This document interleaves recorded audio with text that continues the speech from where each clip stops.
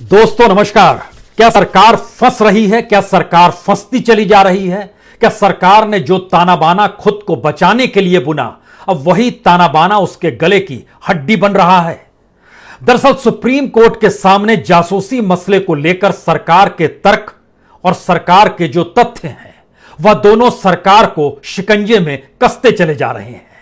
यह पहला मौका है कि सुप्रीम कोर्ट ने सरकार को नोटिस थमा दिया है और बहुत साफ तौर पर कहा है, आपको जो कहना है नया हलफनामा दाखिल कीजिए।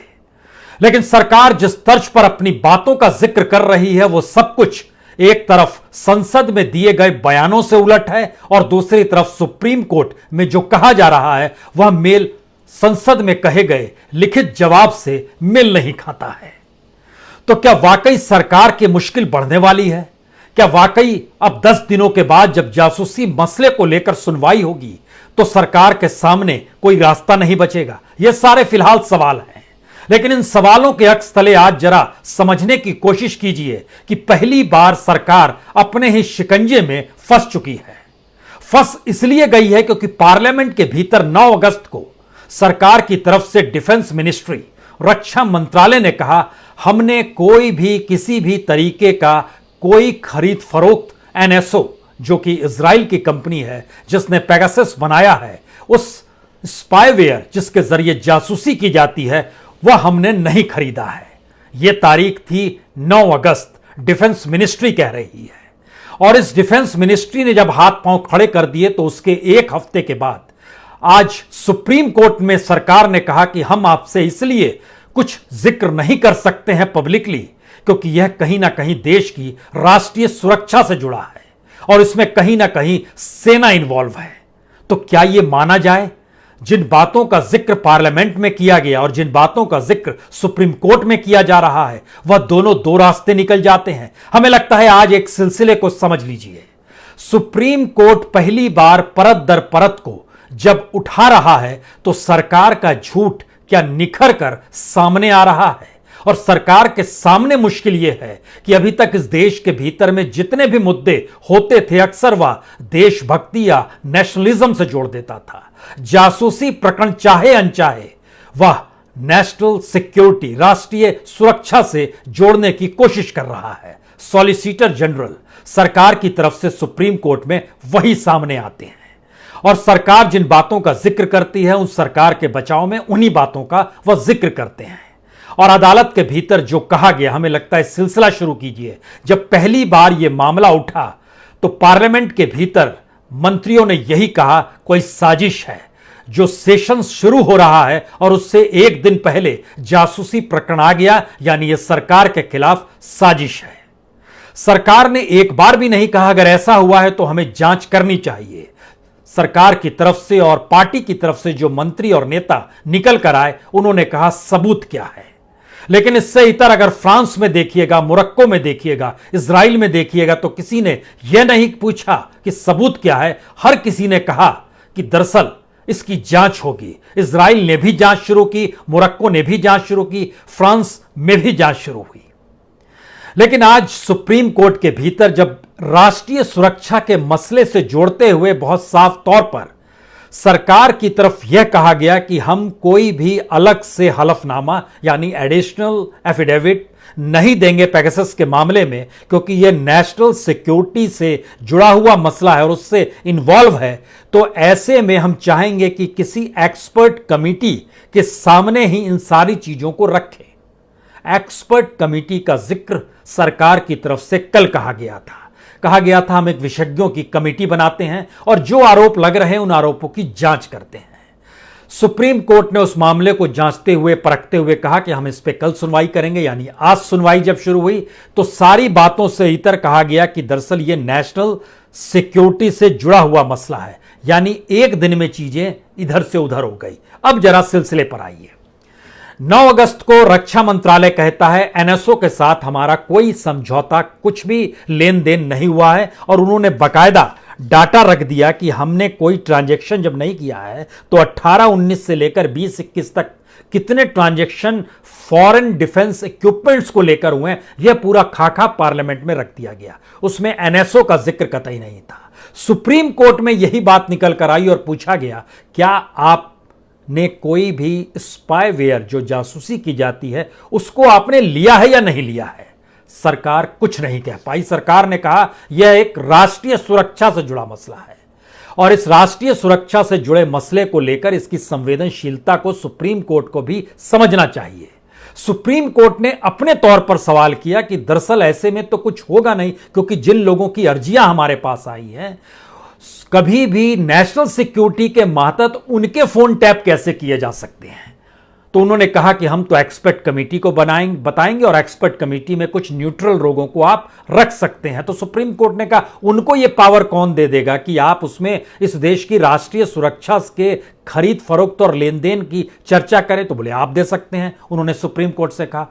तो सुप्रीम कोर्ट ने अपने तौर पर आगाह किया, जी नहीं, हम स्पेशल इन्वेस्टिगेशन टीम जिसकी मांग की गई है या फिर जुडिशियल प्रोब यानी न्यायिक जांच की जो बात हो रही है, हम उस दिशा में बढ़ सकते हैं और हम आपको नोटिस दे रहे हैं कि आप अगले 10 दिनों के भीतर जवाब दे दीजिए। 1 हफ्ते का वक्त आपके पास है, हम 10 दिन के बाद सुनवाई करेंगे।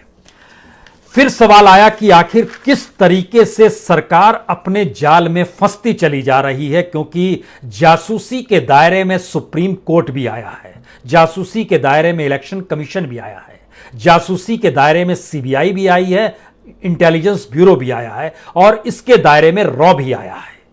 सवाल यह है कि पार्लियामेंट के भीतर रक्षा मंत्रालय ने कहा हमने एनएसओ के साथ कोई समझौता नहीं किया।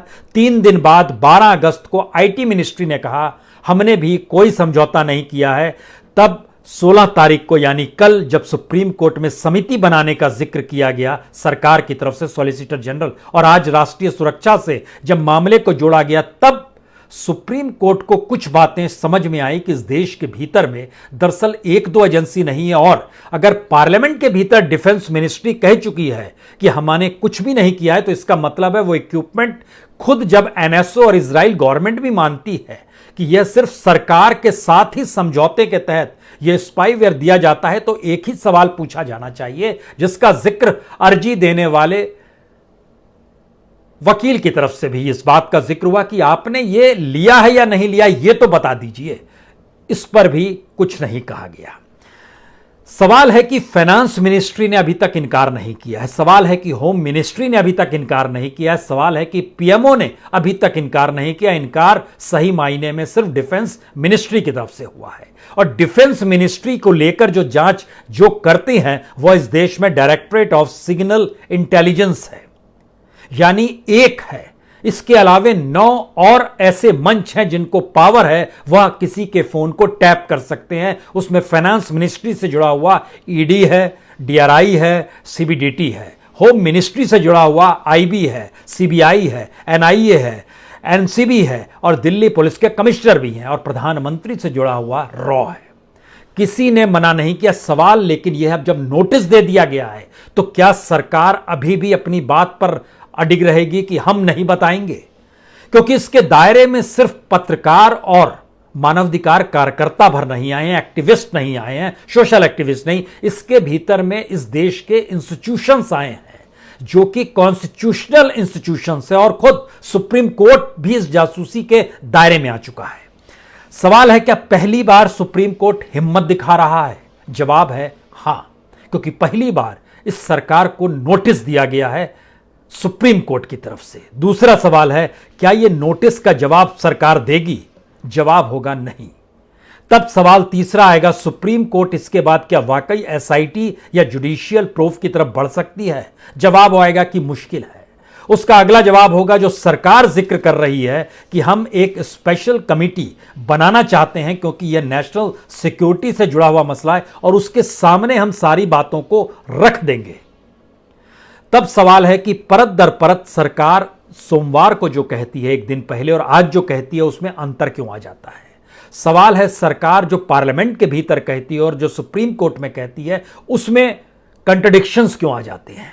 सवाल है कि जिस सॉलिसिटर जनरल ने जिन बातों का जिक्र किया उसमें इस बात का जिक्र क्यों नहीं किया कि दरअसल दूसरे देशों में सबूत नहीं मांगे गए, भारत के भीतर सबूत क्यों मांगे जा रहे हैं? क्योंकि भारत के भीतर तो बड़ी तादाद में ऐसे इंस्टीट्यूशंस इसके दायरे में आए हैं जहां पर उनके फोन टैप किए गए और उन फोन टैप करने की फॉरेंसिक रिपोर्ट आ गई है। यह फॉरेंसिक रिपोर्ट इजराइल में भी आई है और यह फॉरेंसिक रिपोर्ट फ्रांस में भी आई है। इसी के बाद इजराइल ने और एनएसओ ने अपने तौर पर कई देशों के साथ जो पेगासस स्पाईवेयर दिया था उस पर रोक लगा दी और कहा अब आप इसका इस्तेमाल नहीं करेंगे।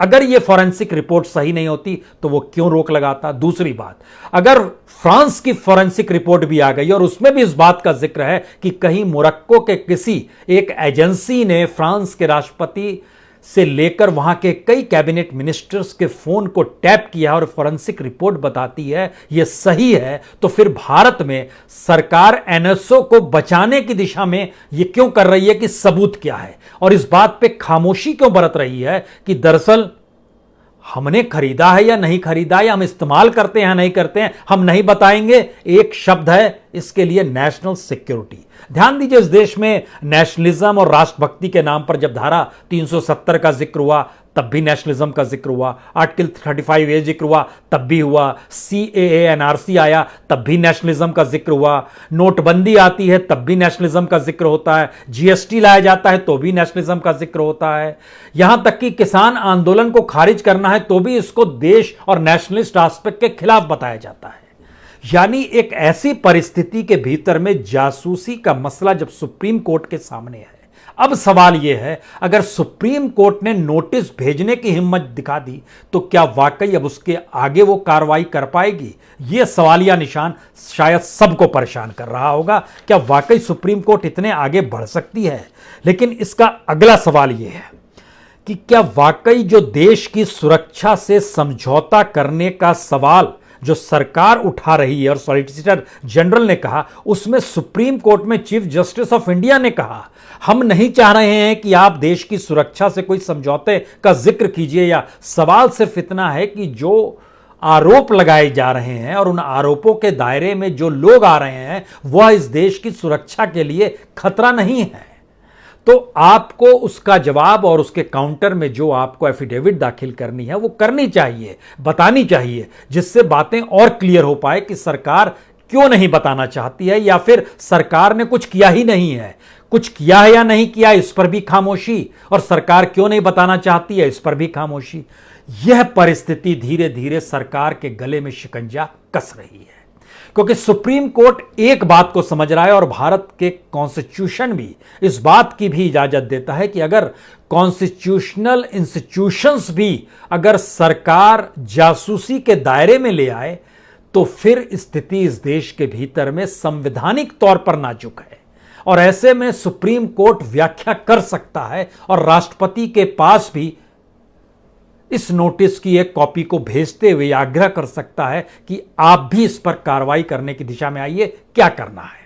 क्योंकि पार्लियामेंट के भीतर जिसके पास बहुमत है उसने क्या कुछ कहा, किस रूप में कहा, जो कहना है हर बार कहा गया, वो डिफेंस मिनिस्ट्री की तरफ से लिखित हो या आईटी मिनिस्ट्री की तरफ से हो। आईटी मिनिस्ट्री का कहा हुआ तो उसकी अपनी साइट से भी हटा लिया गया है। अब देखिए इसके एक एक पॉइंट पे आइए।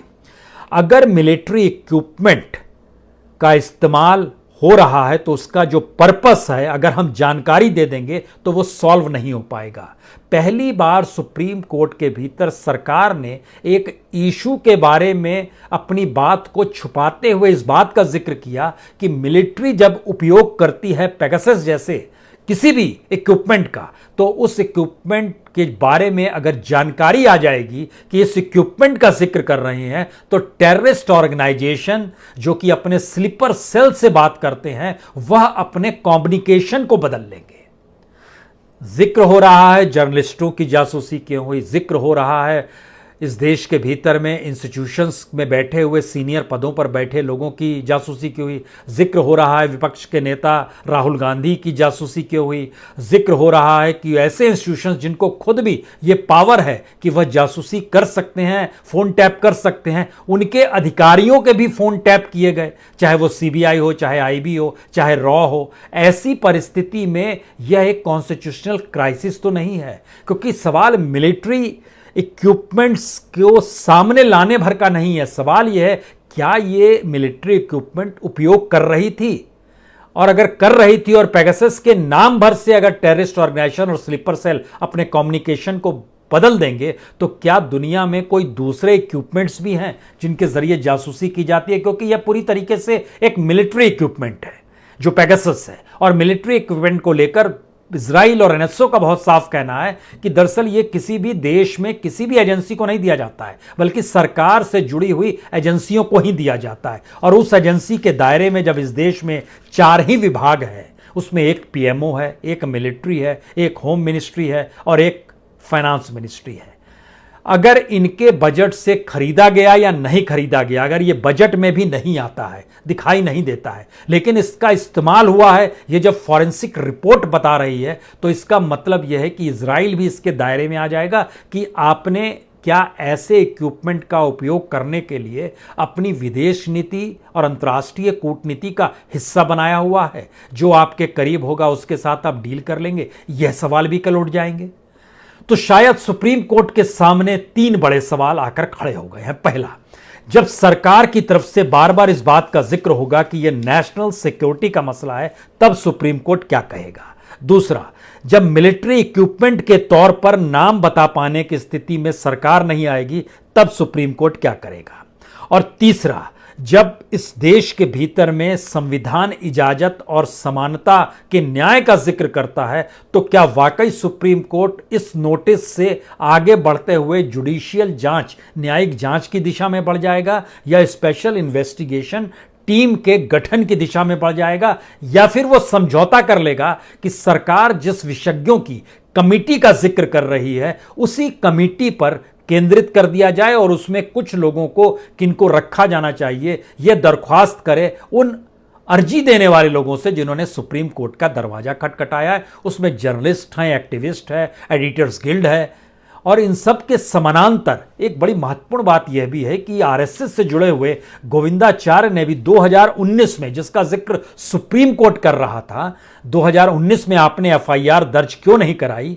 दरअसल 2019 में दरवाजा खटखटाया गोविंदाचार्य ने सुप्रीम कोर्ट का था। उस समय जो व्हाट्सएप के जरिए जानकारी निकल कर आई थी कि इस देश में कुछ फोन टैप किए जा रहे हैं, तो अब गोविंदाचार्य जी का कहना है कि दरअसल अब तो आपको किसी भी हालत में फेसबुक, व्हाट्सएप और पेगासस सॉफ्टवेयर जो है, इनके खिलाफ एफआईआर करवा के इनको राष्ट्रीय जांच एजेंसी एनआईए के मातहत जांच होनी चाहिए।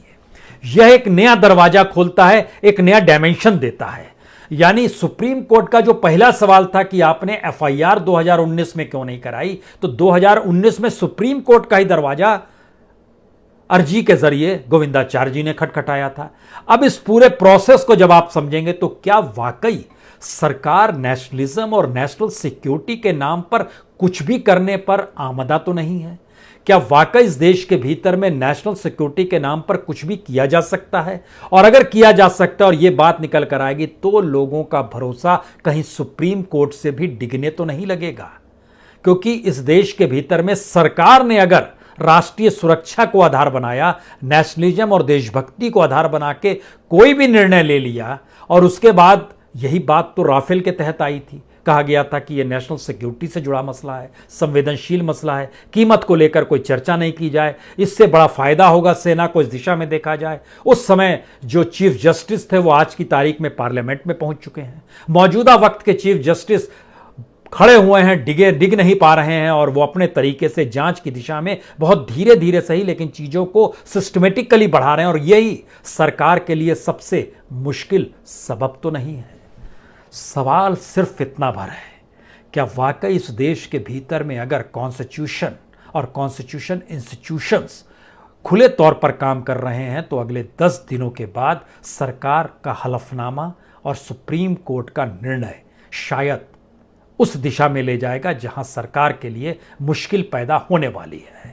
लेकिन अगर इस देश में कॉन्स्टिट्यूशन इंस्टीट्यूशंस भी सरकार के साथ मिलकर चीजों को टालने की दिशा में ले जा रहे हैं, तो फिर जैसे सरकार को लेकर आस्था डिगी है इस देश में लोगों की, उसी तरीके से आस्था डिगेगी इस देश के कॉन्स्टिट्यूशन इंस्टीट्यूशंस को लेकर भी, और सुप्रीम कोर्ट को लेकर भी बहुत सारे सवाल लोगों के जहन में होंगे, क्योंकि उसके बाद कौन सा रास्ता बचता है ये कोई नहीं जानता है। लेकिन फिलहाल कुछ देर के लिए सही, लेकिन खुश रहिए, इस बात से खुश रहिए कि सरकार को नोटिस गया है, और नोटिस इस आधार पे गया है कि आप जो नेशनल सिक्योरिटी का जिक्र बार बार कर रहे हैं उसको इस रूप में मत लाइए कि सुप्रीम कोर्ट काम ही ना कर सके, क्योंकि नेशनल सिक्योरिटी शब्द कहते ही ऐसा लगता है कि सुप्रीम कोर्ट के जजेस जो हैं अब कुछ ना करें, सिर्फ सरकार की बात को मान लें, चाहे वह कुछ भी निर्णय ले और किसी भी तरीके से इस देश के लोगों की निजता का उल्लंघन करे, जासूसी करे, या फिर अपने तरीके से कोई भी निर्णय लेते हुए किसी भी दिशा में बढ़ जाए जो पार्लियामेंट में खुले तौर पर हो रहा है। क्या वो सुप्रीम कोर्ट में हो सकता है? फिलहाल लगता नहीं है।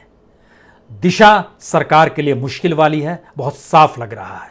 तो क्या मोदी सरकार के गले की हड्डी बन चुका जासूसी कांड सुप्रीम कोर्ट के निर्णयों और सुप्रीम कोर्ट के एक के बाद एक हस्तक्षेप के साथ सरकार को एक ऐसे शिकंजे में कस लेगा जहां पर इस देश के भीतर में बड़ा सवाल सरकार की मौजूदगी और सरकार द्वारा किए गए जासूसी प्रकरण में सरकार की गद्दी तो नहीं डिगा देगा? यह भी एक सवाल है। यह एक अलग सवाल है। इस देश के भीतर में दो दो गद्दी जा चुकी है जासूसी प्रकरण को लेकर, मुख्यमंत्री की भी और प्रधानमंत्री चंद्रशेखर की भी। बहुत बहुत शुक्रिया, बहुत बहुत शुक्रिया।